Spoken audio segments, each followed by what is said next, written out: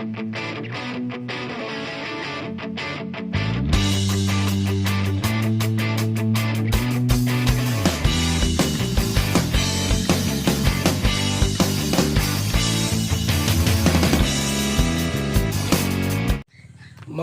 ako ng kaso po, yung mga video po ninyo.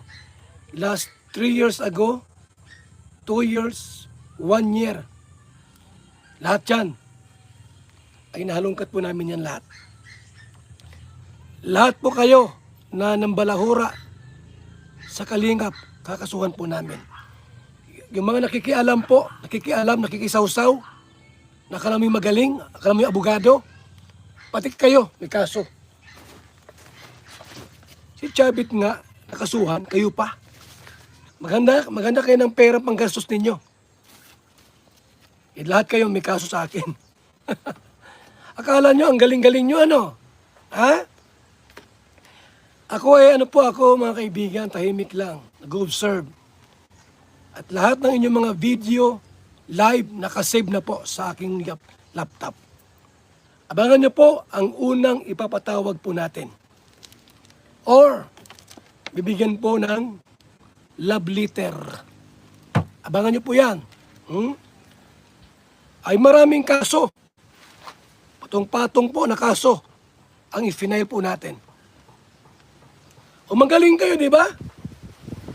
O, magaling, mahusay, matalino.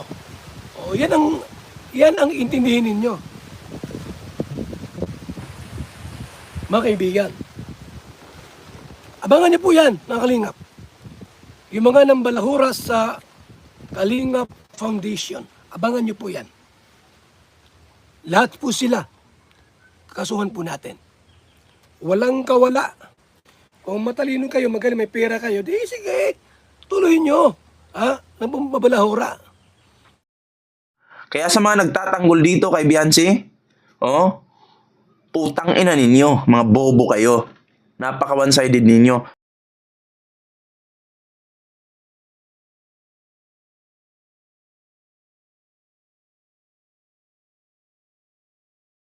Paano yan, kapeso? Mukhang naghihintay na lang kayo ng love letter na sinasabi ni Papa Bal.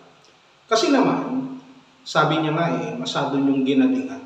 Oo, kasama ng mga kasamahan mong mga inutil na mga anti-Kalingap. Pilit niyong pinapaniwala yung mga walang kaalam-alam na mga viewers niyo na kaya kayo lumalaban sa Kalingap ay dahil sa sinasabi ninyong prinsipyo. Dahil sa sinasabi ninyong mga itinatama ninyo na pagkakamali ng Kalingap. Hindi ba? Yun ang gusto niyong palabasin. Pero ang totoo niyan, wala naman talaga kayong prinsipyo na kahit lagi mong binabanggit ang hari, prinsipe, pero pagdating sa prinsipyo, wala kayo nun. Puro lang kayo pakinabang pera. At yan naman talaga ang naging dahilan di ba? Kung bakit ka nawala sa Kalingap. Dahil sa sinasabi mong pinagkaisahan ka, nung mga oras kasi na ikaw ay nabuking sa iyong plano na pagtatayo ng komunidad, ipinagbabawal na sa Kalingap, doon pa sa community ni Dodong Roel. Magtatayo ka pa ng kapigsa, hindi pa man nahihinog yung pigsa, na gusto mong mangyari, na itayo na komunidad, sa komunidad mismo sa loob ng Kalingap, pumutok na yung pigsa. Kaya nung pumutok, masakit, sapagkat nabuking ka kagad. Kitang-kita agad yung mata, sumambulat na maliwanag. Kaya nga hindi mo matanggap hindi ba? Kaya nagwala ka, pati silver play button mo ay winasak mo na kasabay ng pagkawasak ng iyong pag-iisip. Tapos sasabihin nyo ay dahil may paninindigan kayo, dahil para lamang kayo sa katwiran at hustisya. Wala kayo nun, lalo na ikaw kapeso. Wala ka nun, huwag kang masyadong magmagaling.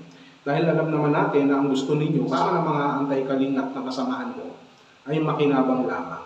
Lokohin yung mga viewers at ipakita na kayo ang nasa tama. Pero hindi yan tama. Bakit? Kasi kung totoong may prinsipyo kayo at gusto nyong itama kung ano man ang pagkakamali, na nakikita nyo sa Kalinga, hindi sana kayo kumikita. Eh di sana nakapatay yung monetization nyo, di ba? At tapos, saka kayo magkukukuda para maniwala kami na walang bahid, no, ng pakinabang yung sinasabi ninyong pamumuna. Di ba? Kasi kung wala talaga kayo niyan, maniniwala kami. Pero dahil ilang taon na kayong kumikita dyan, ibig sabihin, pera-pera lang din naman yan. Dahil ang totoong prinsipyo, kahit walang pakinabang, ipaglalaban niya kung ano ang tama. Pero wala ka nun. Eh ngayon, balita ko mukhang ganyan din ang gagawin mo sa Guapa, sa Team Guapa. Sa akin, balita ko lang naman yan.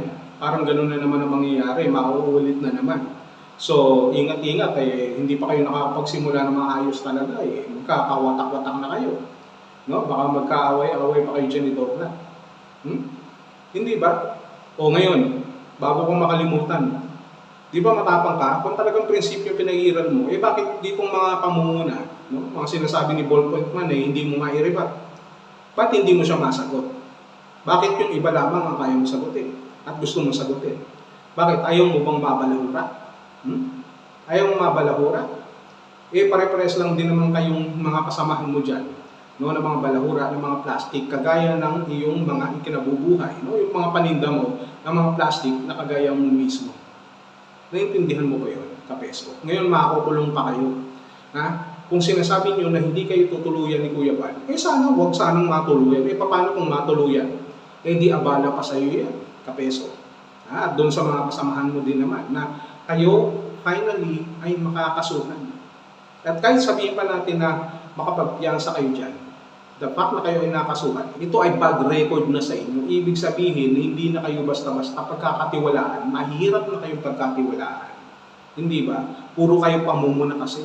Hindi lamang pamumuna yan, paninira na. Sumusobra na kasi kayo no? Kikita kayo, tapos ipapakain nyo sa pamilya nyo. Kikita kayo, makikinabang kayo sa paninira sa Kalingap, sa foundation ng Kalingap, kila Kuya Bal, kila Kalingap Rap, at pagkatapos nga, ipapakain nyo sa pamilya ninyo. Di ba ganun kayo? Di ba kayo nahihiya niyan? Tapos dinadaan nyo na lang sa mga pananalita, pero ang totoo niyan, wala naman bilang yung mga salita nyo. Very common, yung mga nakikinig na lang sa inyo, yung mga tagasunod ninyo, napilit na lang kayong pinapakinggan para masabing sila ay tunay na sumusuporta sa inyo. Pero hindi naman. Hindi ba, kapeso? Ganun lang naman kasimple yun Kasi kung hindi, matagal mo na sana din pinatulan si Ballpoint Man. Pero hanggang ngayon, wala akong naririnig. Hindi ko alam, bingi ba ako? Kaya wala akong naririnig o wala akong makita na vlog mo na sinagot mo si Ballpoint Man. Wala, di ba? Wala naman. O, dun sa mga viewers, yun, nadinig nyo na ba? Meron ba kayong nadinig na sinagot niya si Ballpoint Man? So, ibig sabihin, content lang din talaga yan. At dahil sa sinabi kong content lang, nangangahulugan lamang na tama yung sinabi ni Kalingap Rap na yung content nila na paninira sa Kalingap ay para kumita. Kumita para sa pakinabang ng kanilang pamilya. Nakakahiya. Kung ako, hindi ko gagawin yan ganyan. Kasi kung tuloy na prinsipyo lamang pinag-iiral ko, hindi ko na kailangan kumita pa.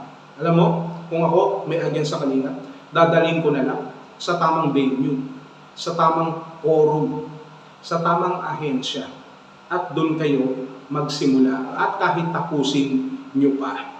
Dapat ganun Pero hindi, di ba? Hindi nyo gagawin yun. Kasi nga, pinagkakakitaan nyo lang ang Kalingap. At yun ang masakit. Pagkakakitaan nyo ang Kalingap, tapos itang tutulong nyo sa mga beneficiary nyo. Kung talagang magaling kayo, ang hamon namin, gawin nyo yung ginagawa ng Kalingap. Kumuha kayo ng sarili nyong beneficiary at gawin nyo yung sinasabi ninyong tama. Yun, maniniwala pa kami sa inyo. Pero the fact na hindi nyo ginagawa yan, lahat ng ginagawa nyong kakakuda, walang kwenta. At dahil walang kwenta, ayan, madedemanda pa kayo. Makakasuhan kayo. Sabi nga ni Kuya Bal, ni Papa Bal, abangan nyo na lang ang inyong mga love letter. Ayos ba? Ito hindi ko nila lahat sapagkat meron din naman ang mga nasa site ninyo na nakikita ko yung kanilang pinaglalaban na walang bahid dumis na iba pa. Pero kayo, puro lamang pakinabang ang gusto ninyo. Tandaan nyo yan. Hindi pa tayo tapos. Mag-uumpisa pa lamang. Peso, ano na? Hinihintay ka na ni Ballpoint Man. Makakasuhan ka na. Magkakatrangkaso ka pa. Duwag. Lahat po sila kasuhan po natin.